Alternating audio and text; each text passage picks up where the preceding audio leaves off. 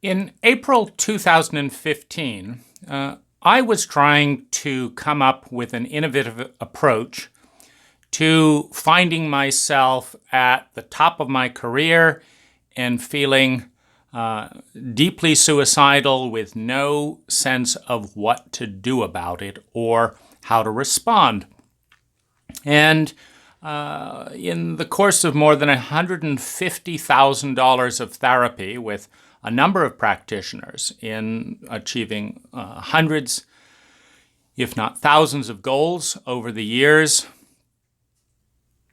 the one thing that I had stayed away from was substances. I had never been drunk, never wanted to be, didn't smoke, had never tried weed, had never tried LSD. I was not interested in quick fixes. And so I had eschewed having experienced several irresponsible adults around me as a child, having anything to do with psychedelics, etc. But when one is suicidal and making plans to die, and has tried the vegan organic diet, the having a great career, achieving various goals, being debt-free, making lots of money, trying this therapy, trying that therapy, travel, only to find that at the end of that, I feel exhausted, in enormous amounts of pain, incredibly lonely, and not knowing how to bridge that gap to have the kind of connection that feels safe and doesn't hurt more than that brings well-being. The traumatic dissociation and disconnection from so many abrupt endings, and not understanding why, but not wanting to enter that path again after more than 100 lovers, and finding myself alone. I wanted to die. It wasn't the first time. The first time was at age 14 around my parents' divorce. But this seemed like a final time because when I was 14, I had a lot to look forward to, and I could say, well, it'll be better when I leave home, and it'll be better when I build my first house, it'll be better when I'm my own boss, better when I'm debt-free, better when I have money, better when I've done this therapy, better when I've done that therapy, better when I find a lover, then another lover, then another lover. It will be better when is reasonable when there is so much to do. But after $140,000 in therapy, I did not believe it would be better if I spent another $20,000 on therapy. I didn't believe it would be better if I had more money. I already had more money than I had imagined before. I didn't believe that doing more of any of the things that I had done, meditation, yoga, writing poetry, I didn't believe that that would alleviate the pain that was in my body and which at that point I didn't understand. And when considering suicide, it is intelligent to look at a variety of options. After all, the consequence of proceeding with, in this case, a helium suicide, which in the research is one of the most effective and painless ways to die, is simply using a balloon helium tank in a cycle where there's a whole technique to it so that you're not suffocating and all of that. But when realizing that, if I don't come up with something, I'm going to be dead, and I'm going to feel better not existing than existing, a little bit of, expanded thinking is in order. And so I thought, what is the one thing I have never done? Yeah, I've never been high. I'm not interested in quick fixes because with, everything that I had heard, particularly with the U.S. drug propaganda program, it's all terrible. There's no benefits, etc. But I read a couple of books. I read a couple of books that talked about Iraqi veterans being permanently cured of PTSD with MDMA, one of our Schedule I drugs that supposedly has no benefits, with LSD, people being terrified of dying at Johns Hopkins, but a psilocybin ritual helping prepare them for death. And so I was not interested in quick fixes, but, again, overcoming the propaganda of my government, I learned MDMA is not addictive. Psilocybin is not addictive. LSD is not addictive. Nor are they necessarily going to make you high, but may open up things that therapy, and lots of it, doesn't deal with. And so I read a couple of books, and I decided that MDMA and mushrooms were two things that I should try before dying. Because if they didn't work, I could just kill myself later. And if they did work, well, wouldn't it be foolish to throw away on the outside a perfectly great life in my middle years with lots of freedom, simply because I was too snobbish to try something I'd never tried before? And so I didn't want to bungle it. I didn't want to just, futz around. So I began, and this is very difficult in the United States, where people can go to prison for this, to see who could help me. Everyone seemed to suggest in the literature that having good therapeutic practitioners was important. Now, I didn't have a lot of time, meaning this was a last minute, let's try this. The U.S. has made it incredibly difficult to get into all kinds of studies, but also most of these studies rule you out if you're suicidal, because it'll make their study look bad if you kill yourself after partaking.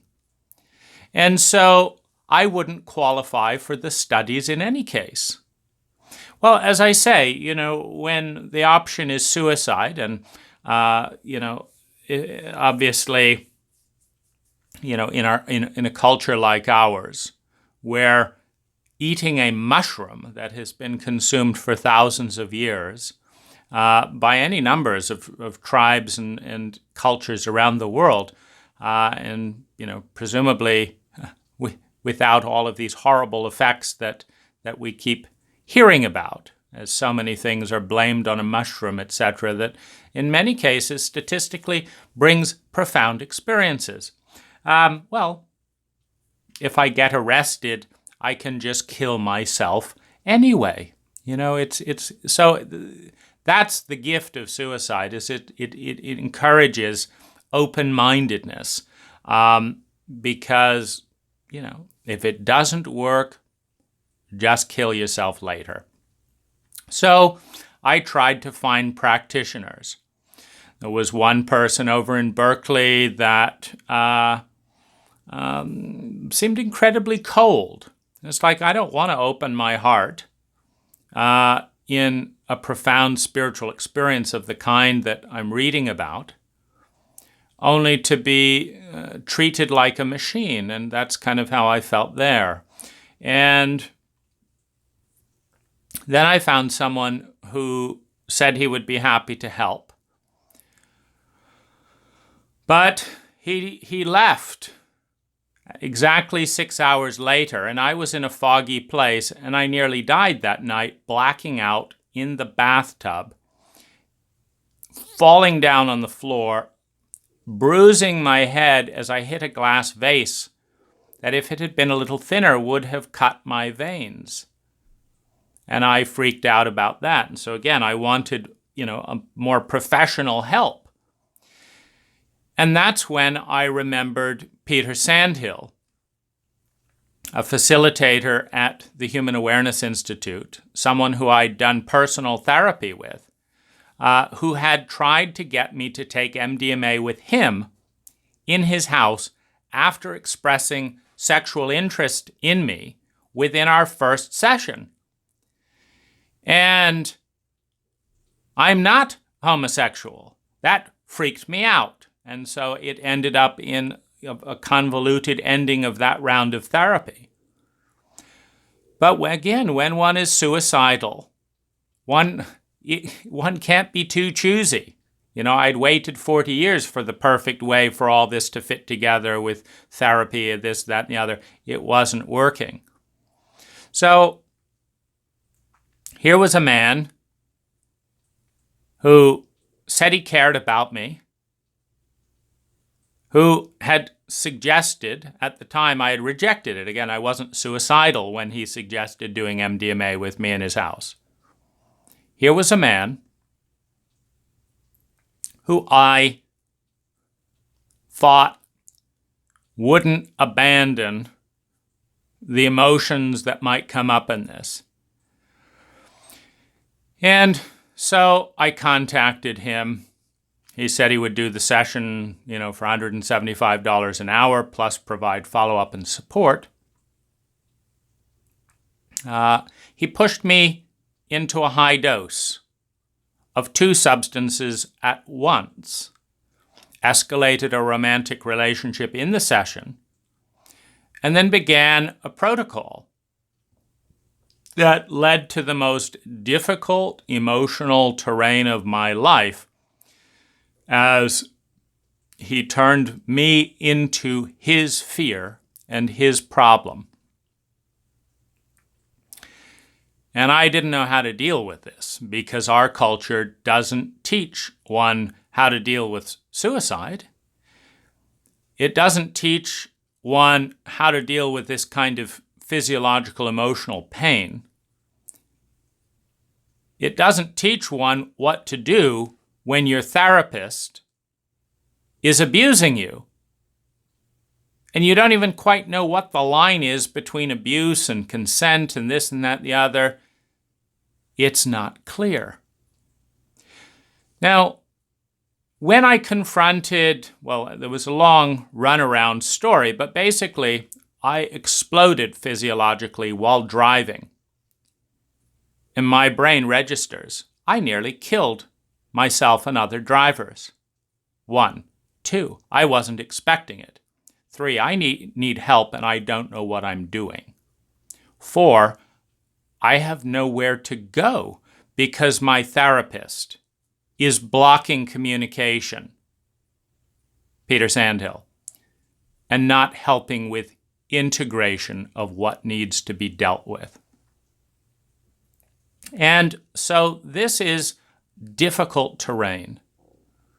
It's a crisis because when we're in situations that no one prepares us for, in emotional waters we don't understand, in physiology, as I say, it was an explosive reaction of spontaneous grief while driving at 70 miles per hour north on 101.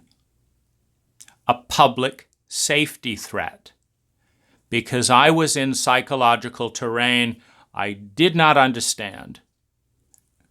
And because the people that I had paid to help me had hurt me and were refusing to put my safety first. This is the trouble with the fear factor around illegal medical substances. Because in the right setting, these substances are healing people. They're healing veterans. And that healing of a veteran that helps with PTSD stops a 6-year-old boy from being beaten by that veteran and developing PTSD. These substances are saving lives in the right hands. In the wrong hands, they're causing insanity. They're causing explosive grief. And although I did not know the word at the time, or more accurately, I did not understand the word or understand that I had something to do with it, trauma is the unspoken narrative, meaning I had done $150,000 worth of work, and not a single one of my therapists spotted the symptoms of trauma, B, brought the word to my attention, C, recommended a book or any exposure to trauma, 4, did any protocols that would respond and heal to trauma. This is a disaster. And it freaks me out that I first learned about trauma, its meaning, and that I was a carrier of the virus of PTSD from a stranger in a cafe, sitting down at the Good Earth in Fairfax, asking a young man I'd never met before, "So what's interesting and rich in your life?" He said, "I'm taking a workshop on trauma." And I said, "What's that?" And he said, well, it's this and this and this and this and this and this and this. And I looked at what was going on in my body. And I said, that's the word that encapsulates everything that I've been experiencing since the explosion on Highway 101 and the awareness that I was in terrain that I could kill other people or be killed, and I didn't know what I was doing. And the therapist that I would call for help,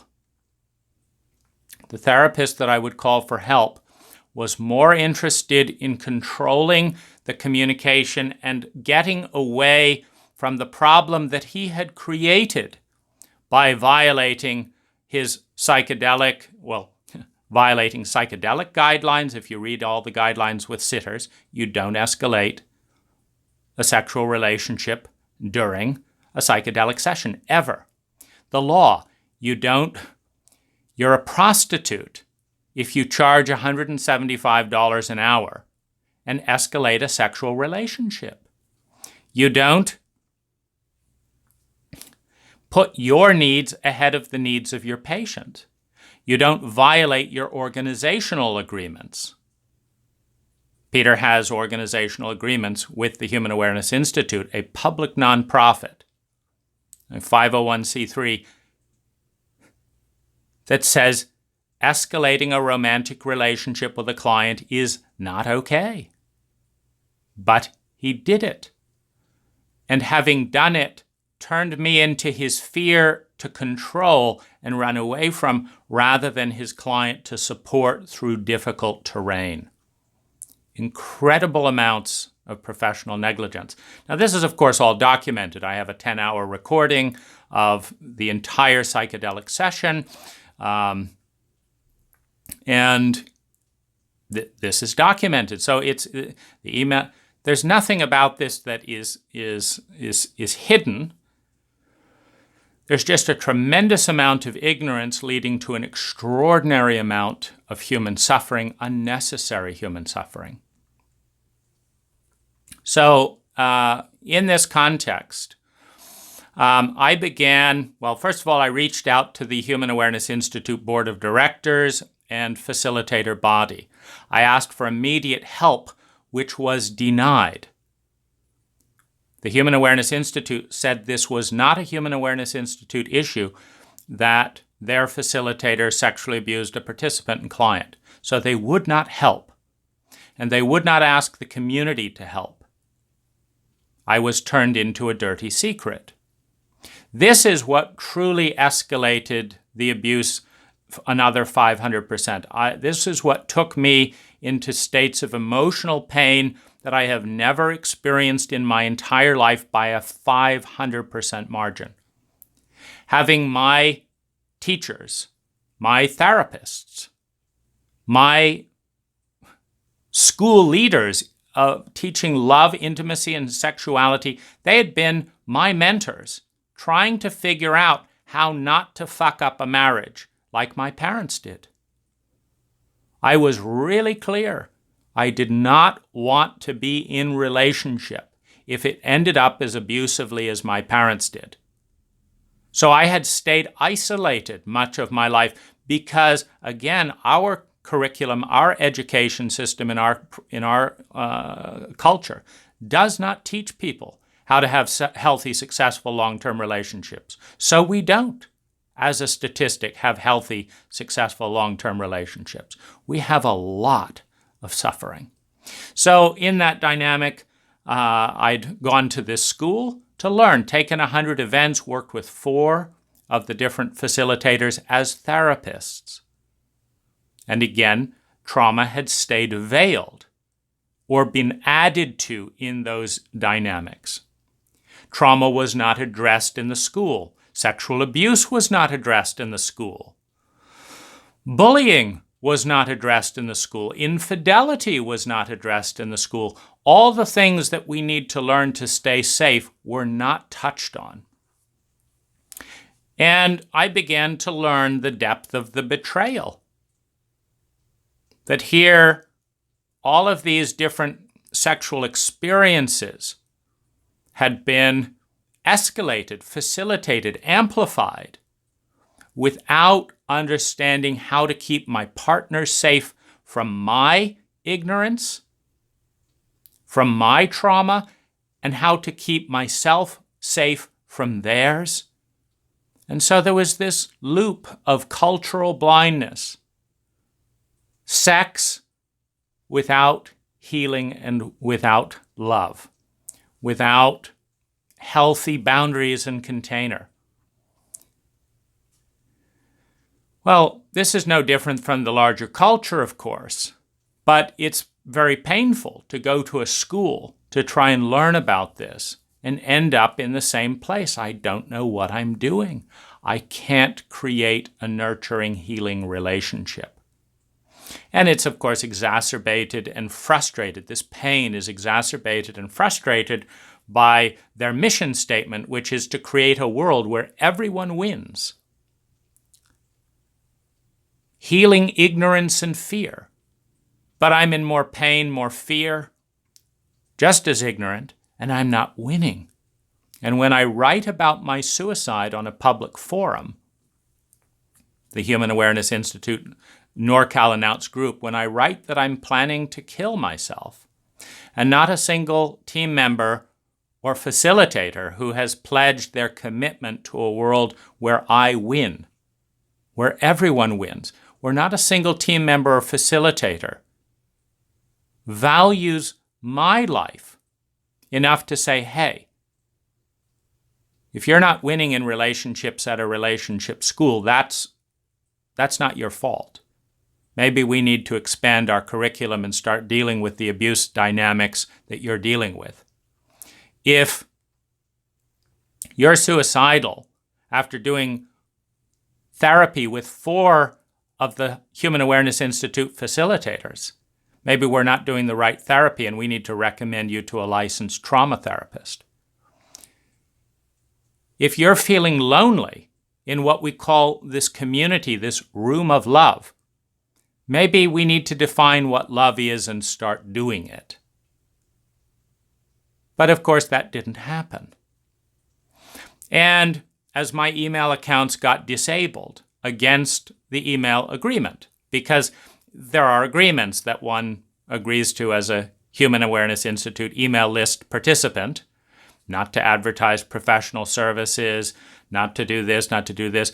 There is no agreement that says if you are sexually abused by a Human Awareness Institute employee and facilitator, that your email account will be disconnected to maintain the secrecy of the abuse. But that's what happened. There's no wording that says if you are abused and start to tell people, you will not be welcome around here. But that's what happened. And this is what escalates the pain and loneliness to new levels, is how, if you're suicidal and seek help and end up being sexually abused by your therapist, in a culture that doesn't want to deal with sexual abuse and doesn't understand it, how can you reintegrate into that culture that hates who you are, that is hostile in its apathy, in its ignorance, in its shame, and in its fear to who you have become? in the abuse pattern of the cult, of the culture. So that became the crisis. Well, I couldn't work. The grief was too high. I couldn't find therapists. I was too angry at therapists. Furious that the people I had trusted and paid a lot of money had squandered a key opportunity in my life and had made things worse. Now, I couldn't work. Thank goodness I had savings. And thank goodness I knew to get myself first to Manila and then to Phuket, Thailand, where I was able to train several people to give me massage that would help calm me out of the hyperarousal state in PTSD of panicking. I couldn't afford or negotiate that terrain in the United States. You try and get a therapist to come over to your house and be with you for 5 hours. They are so self-centered and so ignorant about trauma. And so call me in 2 weeks. It's impossible to calm down. So I got myself overseas, where once I went through 20, and then I found one woman. She was stubborn.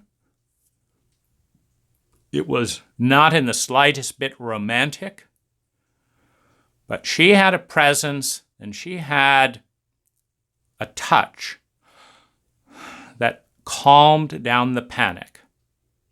And I needed that because I was aware of how quickly my body was dying in that rapidly escalated, terrified state. The tension, the exhaustion, the pain in the back of my head was so intense, I knew this was taking years off of my life. Calming down was urgent. Figuring out this terrain was difficult. And I began looking for media.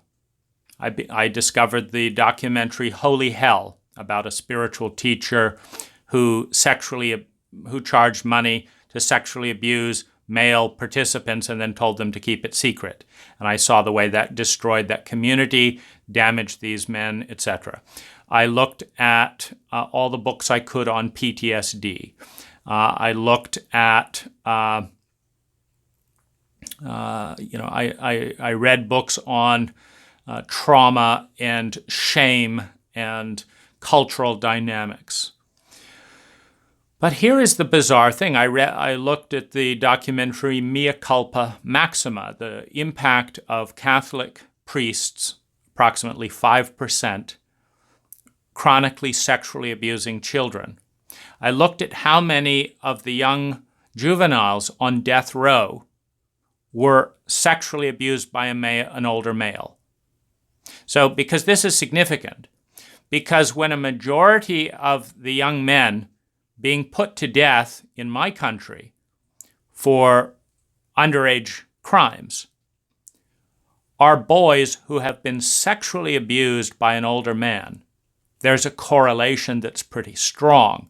It kind of suggests that sexual abuse in a largely heterosexual culture by an older sexual male authority creates particularly high levels of confusion, shame, and not being able to talk about it. And that bottled up pain and energy comes out explosively in a way that damages the society. And when we kill the young boys that we have failed to protect, we are committing a barbaric act. About as barbaric as going through the entire education protocol with massive amounts of family and educational trauma without learning about trauma in school. That is an abuse. It's like cutting people's hands open and sending them into the forest with lots of bacteria where their hands will get infected and refusing to teach them about infection. We have a highly traumatized cult, a highly traumatized culture. And we are not teaching our young people and our parents about trauma. We are cutting their wrists open and sending them into dense bacterial environments. And it is having chronic, long-term impact. Now, this is, of course, a horrific thing to start realizing, to understand that I'm not alone in this, to understand that there are millions of Americans dealing with this type of terrain with as much terror and often fewer resources than myself. Where is the leadership? Where is the response to this chronic condition in generation after generation of children? That is the question. And I cannot find a single documentary about therapeutic abuse and how to handle it. I cannot find a single documentary talking about incest and how to handle it. I cannot find a single documentary talking about trauma in family life and how to handle it. I can't find a documentary about how to navigate the legal system as a sexual abuse survivor successfully. I can't find just about any effective documented information about how I, in the most dissociated, confused, lonely, suicidal, and unable to work and function state of my life, I can't find helpful information. And the level of self-centeredness, for example, I called one therapist, he was more worried about his own feelings. He didn't want to deal with my anger at therapists. Well, when therapists sexually abuse their patients and then other therapists collude in keeping it secret and say it's not their issue, you will be angry at therapists. Particularly because the logical thing is, if I didn't expect Peter Sandhill and his colleagues to abuse me, well, that just means I don't see clearly. If I don't see clearly over there, how can I confidently say that picking the next therapist is any better? I can't. I have to assume that they may be just as rotten as the first lot.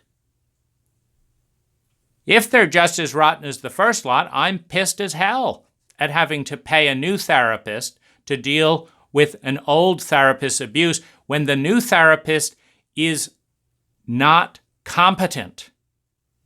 Doesn't even have a good intake form. When I can tell they don't know what they're doing, I'm pissed as hell. And when I can tell they're more worried about their anxiety about my being pissed than they are about my health and safety. They're not a service business. They're a self-coping individual. And they're not dealing with PTSD right at that moment, worried about their life collapsing. I am. They're not worried about killing other people on Highway 101. I am. So this is the context in which I decided to document the entire process. I couldn't type, too difficult, but I could somewhat coherently sit down in front of a camera like this and talk. And that's what I began doing 4 years ago. Sitting down and talking. What's going on today? What's going on in my body? How is this system helping and hurting me? Why is this not working, et cetera, et cetera. And the sad thing is, when one is in that amount of pain, shame, dissociation, and fear, dealing with a new system, see, PTSD involves a lot of fear of the unknown. I've never sued anyone in my life. I've never been sued. I don't understand the legal system that well. The one thing I do understand, though, is it's not designed for me. No one is going to say, Dane, how do you feel? How can we make you feel more comfortable? They're going to say, be here at 7 a.m. even if you have nightmares and you got to sleep till 10 a.m. And you're in contempt of court because you didn't do the prescribed protocol that an uneducated judge who doesn't get any more PTSD training than you do in high school just said that's the way it is. This is not a justice system. This is a legal system. And you will be punished going through this system in order to prosecute your abuser. Now, if it was just myself, I would most certainly have walked away. I am conflict avoidant. But a woman called me in tears, who is a trauma therapist and an incest survivor. And she relayed for 3 hours on recording. I've recorded it with her permission. She relayed for 3 hours about how the same Human Awareness Institute facilitators and board treated her sexual harassment and abuse in another situation. And she talked about how they had coerced her to withdraw a police complaint and had promised her that this had never happened before. But of course, I knew that it had happened much worse before. So I understood that this is not going to stop. That the Human Awareness Institute is not going to stop pressuring the victims of sexual abuse within its community, be they from a team member, a facilitator, another community member, doesn't matter. I also knew that when I was physically threatened for telling the truth by one community member who's also a professional, doing tantric work. So a professional tantric practitioner. He threatened to come over to my house if I told his spouse that he was cheating on her. And I called the Human Awareness Institute office and I said, what should I do? And they said, stay out of it. In other words, enable the abuse, enable the threat, not respond to the issue of physical violence to someone trying to protect another community member. This is profoundly sick. Now, hopefully, there's some degree of empathy at this point for what millions of Americans are going through. White men in their 50s are killing themselves at an alarming rate in our culture. We have one of the highest incarceration rates. We have a fairly high domestic violence rate. I believe the statistic is that 1 in 3 domestic relationships in the United States contain domestic violence. All of this speaks to traumatic illiteracy, emotional illiteracy, relational illiteracy, abuse illiteracy, and a punishment dynamic that does not heal the underlying trauma, but simply divides the culture into good people and bad people, the bad people being often the victims who didn't get to deal with it in childhood, and carting them off to prison at great taxpayer expense, out of which they come out worse in many cases. After spending hundreds of thousands of taxpayer money, they come out worse on the other side than when they went in. Now, there is no documentary covering this terrain. That's how thick the denial pattern is. I know of nothing more relevant to the well-being and future of our country and our culture than addressing these issues of our personal relationships head on and understanding that it is all of our responsibility and all of our problem. So I formed a nonprofit, Happiness Data, to facilitate the public dissemination of this information. So here's my protocol. As much as possible, any significant event, I record it in real time, I film it, I talk about it, So document it, basically turn it into a media object. I put it up on the cloud, and a lot of it just goes out unfiltered. There's some stuff where I'm aware of, the way that it's, our culture has this gang up in social media dynamic that causes some people to kill themselves, causes other people to lose their jobs. And, You see, when this terrain is so unknown by all sides, nobody asks me what's going on. Nobody asks me, are you doing that because you're a jerk, or are you doing that because you have PTSD? Nobody asks, and so they don't know. And so in that kind of environment, there is a vulnerability. But I feel like the best service that we can do at this point is to flood this topic with data, as much data as possible. And I'm one part of that. So I'm making a documentary. No goal of doing anything other than getting it out there, that will be freely available to therapists, to sexual abuse therapists, to trauma therapists, to victims. It'll be available on YouTube. And all of the unabridged material is and will be available. And as I come into the court system, prompted from an awareness that when I've asked the Human Awareness Institute facilitators to apologize, it's not their issue, so they're not going to apologize. That's not okay to leave that as a precedent for the next victim. When I have asked them to come public and tell the community what happened, it's not happening. So the next wave of sexual abuse survivors are not being protected. They're not being informed of the incidents of sexual abuse within the leadership.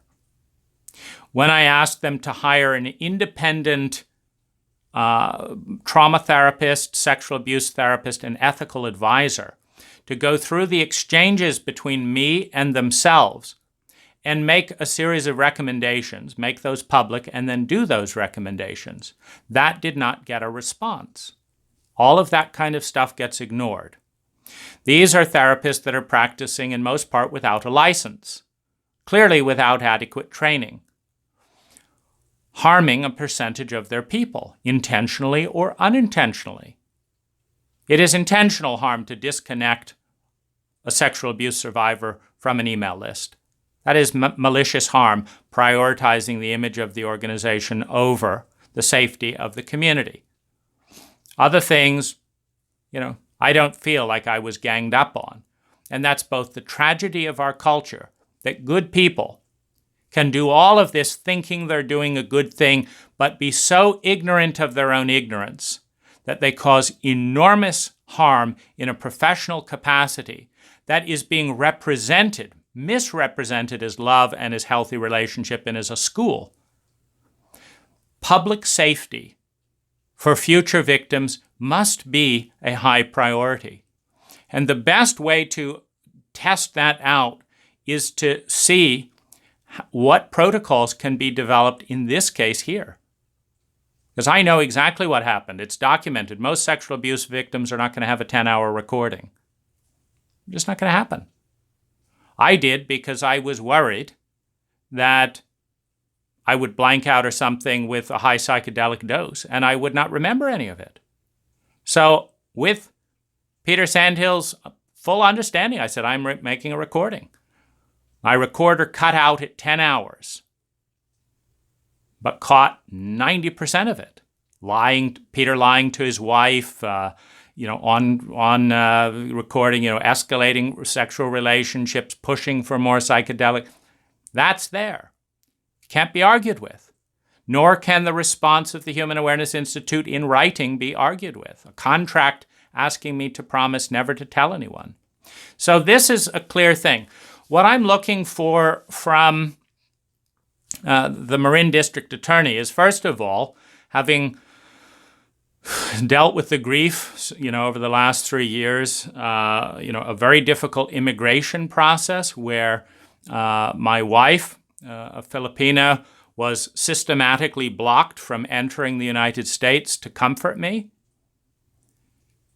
creating a whole nother wave of abuse where my own wife cannot visit me in my own house, but she can go and visit me in Thailand or Burma or Peru or Bali, Indonesia, where just about every country in the world will host me and my wife except my own country.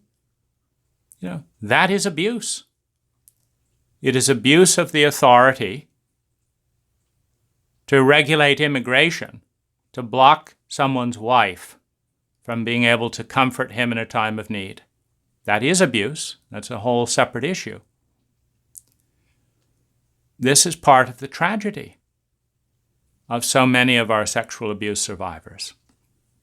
So what I'm looking to create with the district attorney is permission and cooperation to do two things. One, to just unabridged record every interaction that I have in or out of court with anyone involved. One, two. And secondly, and to make that available so that abuse survivors can understand what will happen to them if they contact the district attorney. Now, I'm contacting the district attorney because after talking with several nonprofits, because I want to document this. I want people to know what their options are. Because, despite having PTSD, despite going into more pain, grief, loneliness, and sheer terror than I have ever gone into in my entire life around this issue, a 500% increase in suffering beyond my highest tolerance level. I know for a fact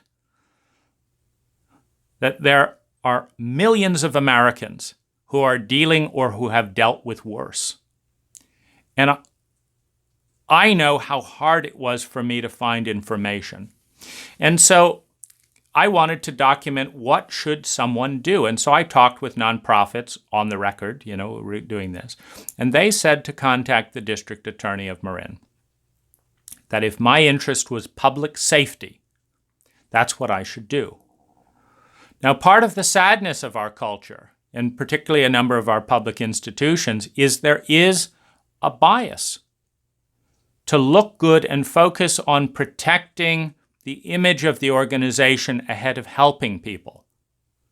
I'm dealing with homelessness with a friend of mine who is going through the homeless dynamic in Marin. And HUD, the Federal Housing Agency, is really keeping their distance as I try and dial what's going on for her. That when public relations and image becomes more important for political reason than service, it's sad because the role isn't matching up with the objective. The whole point of having a public, a district attorney is to protect the safety of the district. And I believe that one of the best ways of doing that is to educate sexual abusers and sexual abuse survivors. And they go hand in hand, one often becoming the other. To educate them about how the system works as fully as possible, what their options are, how to avoid future trauma, understand the trauma that I go. Does my pain go up as I contact the district attorney, or does it go down, and why? To make that information available is a public service, and it takes great effort. There is a sacrifice in time and money, etc. I fund my own nonprofit. There's a sacrifice. But that's what public safety demands. Education, awareness, and as much terrain as possible. Now, so that's what I'd like to do, and I'd like to sit down on camera and talk about what options a sexual abuse survivor has. And for example, in this situation here, where to receive my psychedelic therapy, I needed to obtain illegal substances recommended by some of the best trauma therapists in writing, whether it's Michael Pollan's How to Change Your Mind, whether it's James Fadiman's, studies, whether it's the great work being done to rehabilitate our veterans.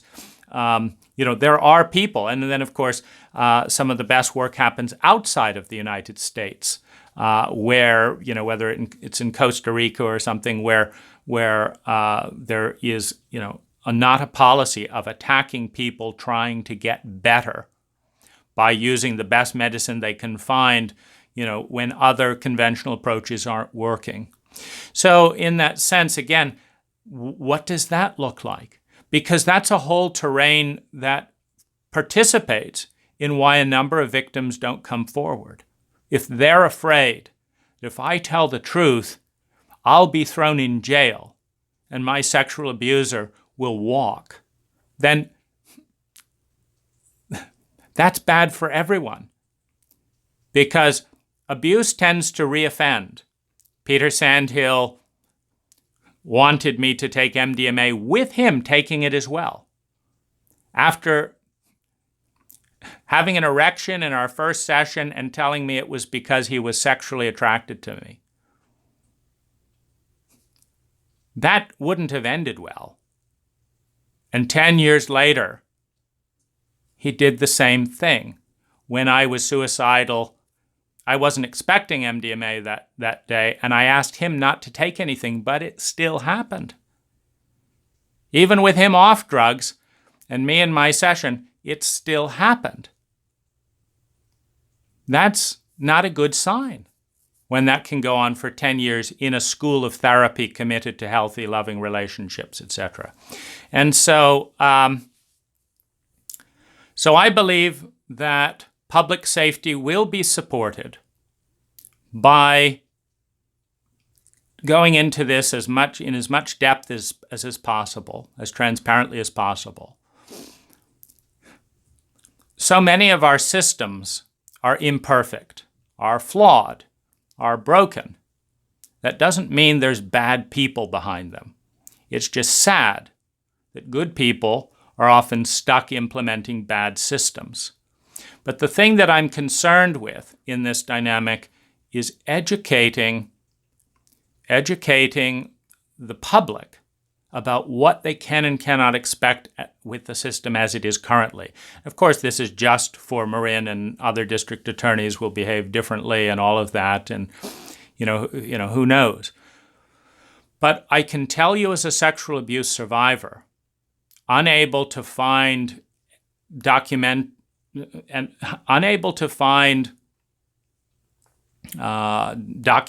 and books about this. And documentaries are necessary because I couldn't read in the depths of PTSD.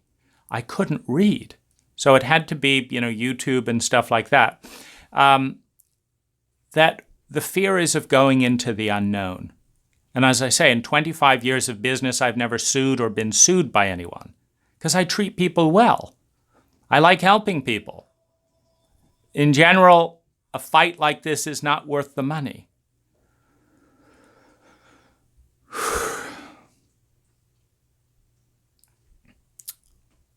But a fight to protect other sexual abuse survivors, who I can be assured will be harmed if these protocols at a school that has had more than 40,000 clients worldwide to date, at a public nonprofit that people trust, that if this is not addressed, more people will be hurt. It is a public safety threat that they're not addressing on their own.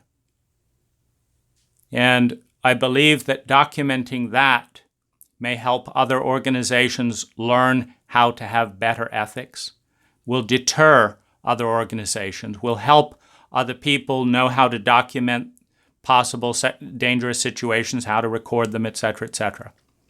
And that's another thing, of course, with the California focus on you're not able to record things without someone else's permission. How do you navigate around that when your sexual abuser is going to deny what happened and they're not going to give you permission to record the rape? How do you deal with that? These are kind of the things that so many sexual abuse survivors would love to vicariously learn about through a conversation like this. And so my request from the district attorney office would be to see who would be the best people to interview around this, and to take whatever time it takes to produce a good series of videos about how all this works and how it feels to me and what your limitations are legally, etc., etc. And then the the nonprofit that I talked with for finding an attorney said that the district attorney would actually be the best person to prosecute this case because I am more interested in public safety than maximizing a settlement. Though this has cost us, a substantial amount in cash and a much higher amount in, various ripple effects in my life and is likely to continue to do so.